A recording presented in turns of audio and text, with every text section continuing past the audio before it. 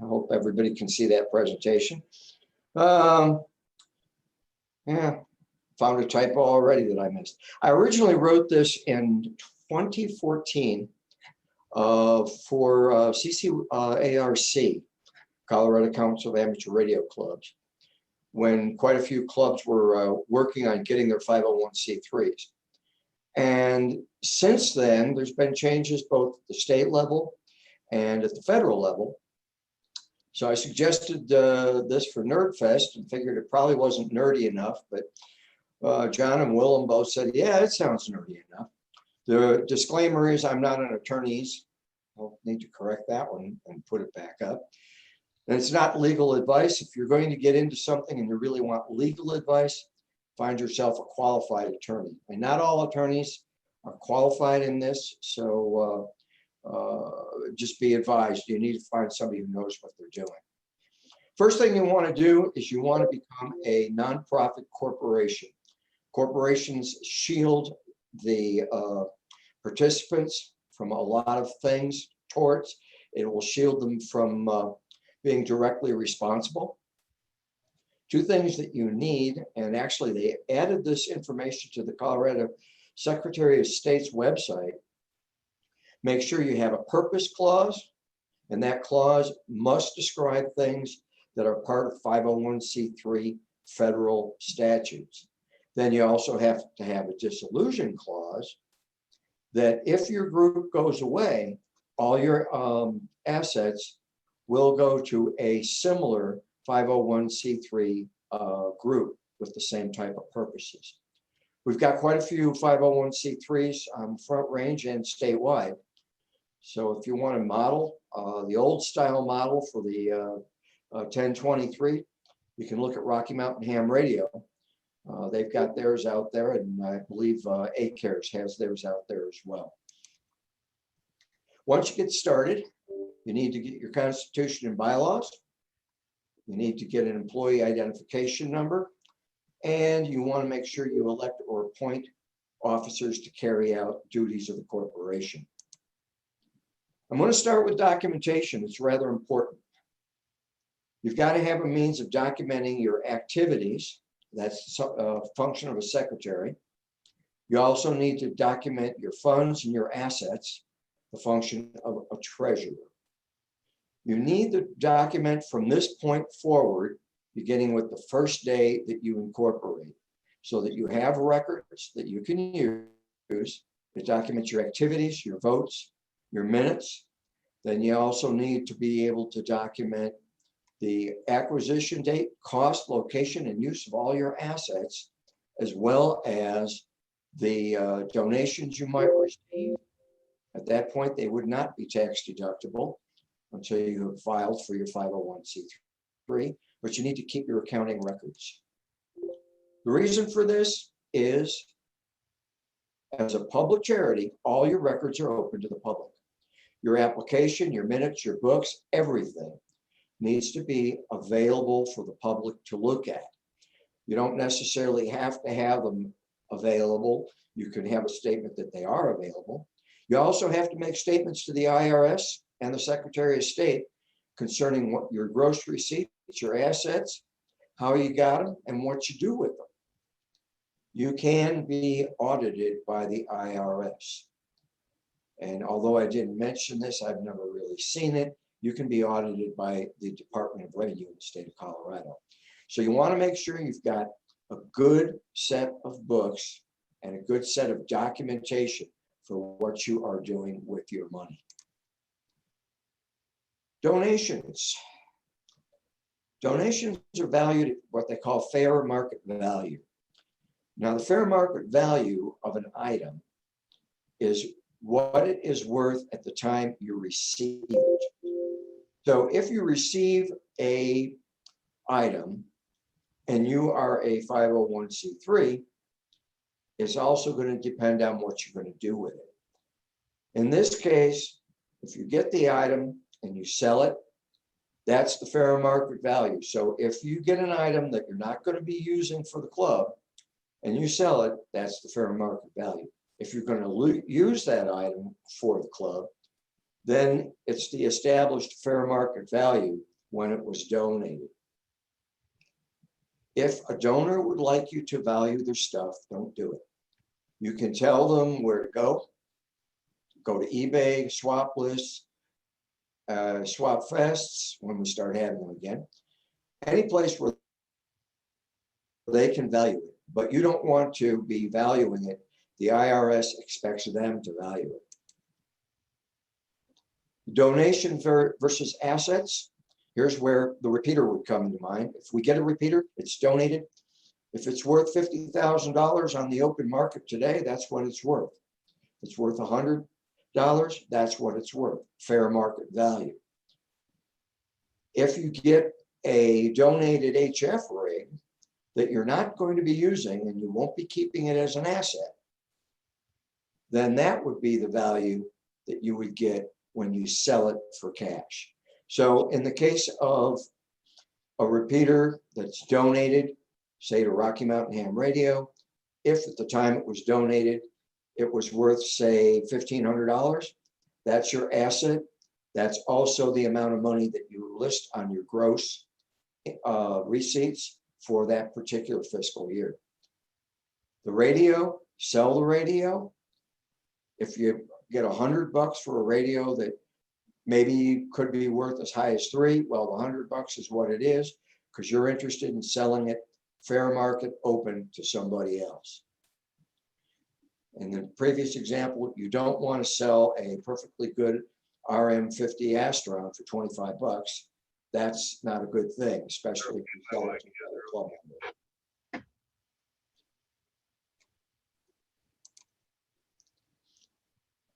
Let me see, I'll back it up here again.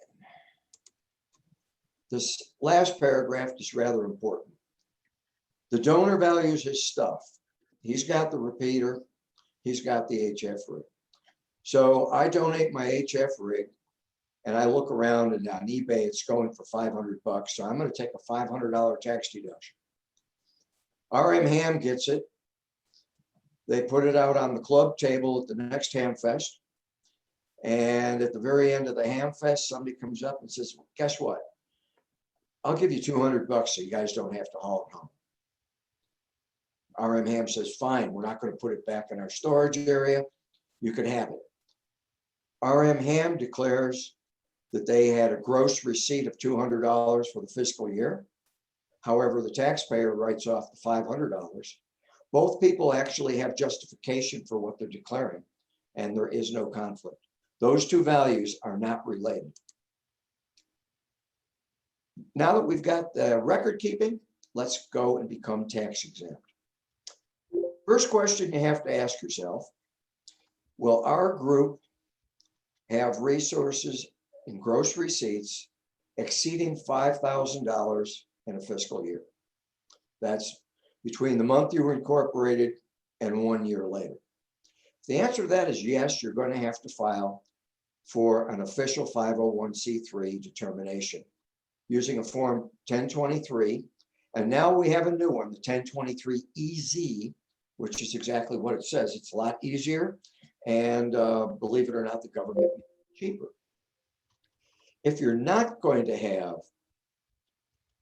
assets in excess of $5,000 in a fiscal year, you can self-declare. The IRS statutes, Internal Revenue Code, has a section that says any organization which is not a private foundation with gross receipts of $5,000 or less in a taxable year can just declare themselves. What you do is you call the IRS, talk to their charitable department. They'll set you up as to being able to file a 990 postcard. We'll visit with those in a little bit. And then you become tax exempt without having to spend any time and money to get there. Which form are you going to file? First, let's answer the first question the IRS asked. Have you had gross receipts exceeding 50 grand in the prior 3 years? Or do you expect to make more than $50,000 this year? If you answer yes, you have to file the long form, the 1023. Fee for that is $600. If the answer is no, you get to go out and grab the instructions for the 1023 EZ and answer the remaining 28 questions. If the answer is no to each one of those, and it usually is for an amateur radio group, then you can use the EZ form, and that costs $275. Of course, if you answer yes to any of the ones on the EZ, then you got to go back and use the form 1023. Most of us would these days fall into the EZ category. Either case, no matter what you do, you're a public corporation now. Once you've either self-declared or got your determination from the IRS. At this point, that's when you have to have your information and documents available. RMHAM, you'll find it out at the website under, I believe it's Our Business, Our Documents. Rural Repeater Association, we have a disclaimer on ours that says, please contact the treasurer for any information you might need. And keep in mind, it is your responsibility to follow those rules.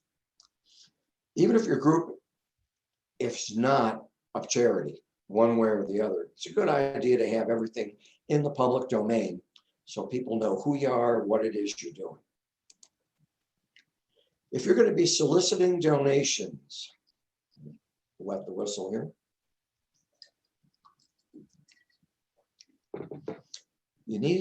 Do you need to register with the state under the Colorado Charitable Solicitations Act? The answer these days is yes. Way back when, before the internet, they had a bunch of just different disclaimers in there, and you really had to be out there primarily doing what we call paid solicitation. In other words, you get a group that goes out and takes care of your solicitation for you. You've got to go out there and do this. Well, in 2016, they revamped this law. And basically it made for anybody who's waving their "we want money" flag, it makes it so they pretty much have to go through and file under this act and get approved by the state to solicit funds. Here's where you better be prepared and you better have your documentation. The charitable purpose section, it might be a small paragraph that mirrors your corporate. In the case of RMHAM, we expanded it quite a bit to go into a lot of our activities that we do that could be considered of a charitable nature. The state just wants to make sure that you are going to be a legitimate charity, and they're not fleecing the public with your solicitations to, make money and put it in your pocket. One of the things you've got to do is a profit and loss. Therefore, you better have some good books and some good records. The profit and loss is cumulative. And by that, each year you will report all those things, all your revenue from all those sources. Then you're also going to have a financial summary of your expenses. And you have to list it out, determine, was it for program services, administration, fundraising? And then you have to have a real balance sheet. You have to show the assets that you've maintained and retained for future years. With the event of RMHAM, obviously, it's our repeaters and the associated equipment, our assets. Any liabilities you might have, generally speaking, you don't have very many because you usually don't owe anybody. So you come up with your net assets. The following year, you're going to start with that number and you're going to build on it. So you need to have a solid set of books. You need to have solid inventory. This can be audited. So you need to make sure that all of that agrees. That's your filing for the state. For the feds, not so hard. If you make less than $50,000 in gross receipts a year, for your organization, you file a 501c3 990N e-postcard. You go up and you file that. If you are the recognized 501c3, that's the 50,000. If you're the self-declared, the 5,000. Literally, they ask if you're still in business. They ask you if your gross receipts were less than the appropriate number, either 50 or 5. And that's it. Now, don't miss a year. If you miss a year, then when you go up the next year to file, they're going to come back and they're going to ask you why you missed that year. And they're going to make you jump through a hoop, send them a letter, tell them you forgot, then they'll let you catch it up and keep going. If you miss 3 consecutive years, you lose your tax exempt status. The only way to get it back, you have to file a new Form 1023, and it's the long form, not the short form. Long form takes quite a while and will cost you $600.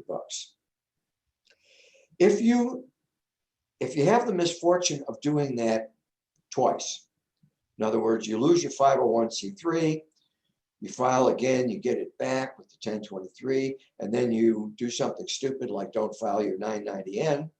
If you lose it again, it's going to cost you a lot because you're going to have to go out and file long form 990s. I don't know, they run to about 15 pages. They include complete profit and loss statements for each year, and you have to go back for all the years that you failed to file your 990 and file your 990N, and then you have to file for all those years on a 990. I don't know very many volunteers who will do that. And if you have to hire yourself an accountant, it's going to cost you a pretty penny. Here's a couple of do's and a couple of don'ts, mostly don'ts.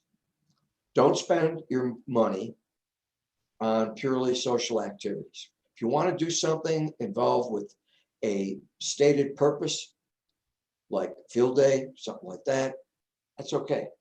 You've got to have it connected to something that's part of the purpose of the organization. Political activity is definitely out. That's a no-no. There are things that can be done, and RMHAM has a perfect example out at our site. We did put a disclaimer in there that would allow us to advocate for certain positions with the federal government that might affect our licensing, and the IRS bought it. Expending funds on the behalf of officers and members. Want a new DMR? Go buy it yourself. The group should not be buying anything for somebody to use exclusively. And don't commingle your assets with a group or individuals who do not share your tax exempt status or share the purposes in your or the ideas that are contained in your purpose that are outside of a 501c3 scope. Although some people have misconstrued this to mean you can't contribute to HAMCON. HAMCON is a perfect example of a group that actually has the same purposes as for most 501c3s, which is furthering ham radio and the education of hams, as opposed to just having ourselves a convention. If you have assets that are idle, don't use them for one particular person within your group. My example here is the APRS setup. Don't let one member use that with their call sign while it's idle. If you need to check it, make sure it's operational every once in a while, but don't just put it on permanent loan to a member, because that's not use consistent with your purpose statement. And make sure you just don't engage with any conduct that's contradictory to what you've stated in your purpose. So there's some references that'll walk you through where to go get this, where to go get that. State references will take you to where to file for a corporate or file your corporate papers, the charitable filing that you need to make, and all the IRS documents are available at these links. Okay, do we have any questions? How do you do depreciation? If you're keeping a profit and loss, do you depreciate, for example, things like repeaters, or how do we deal with that? Yep, you depreciate your items. I'm using, what am I using? I got to think about that. I'm using a 5-year 20% depreciation that eventually ends up with a 10% residual at the end. In other words, 20% per year for the first 4 years of the asset's life, 10% for the final year, and it remains on the books at 10% value until it's disposed of. That's actually how I'm depreciating all the assets for Rocky Mountain Ham Radio.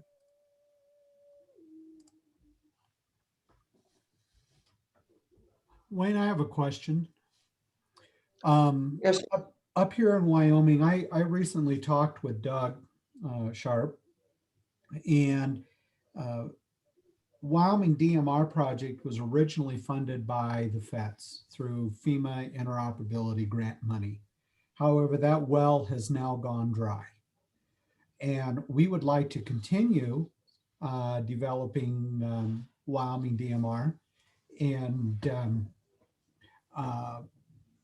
Doug had suggested that we do something with creating a 501c3. Would it be worth approaching the local club here, Shiwai Radio Club, who's already a 501c3, and working with them to look at using their 501c3 status for funding our project? Or do you think it would be better to start our own? And I guess I've got a lot of questions, and I'm primarily here because of your talk today, because this has been something that has been of great importance to us up here. Well, that might be something, Greg, that we might want to talk about offline.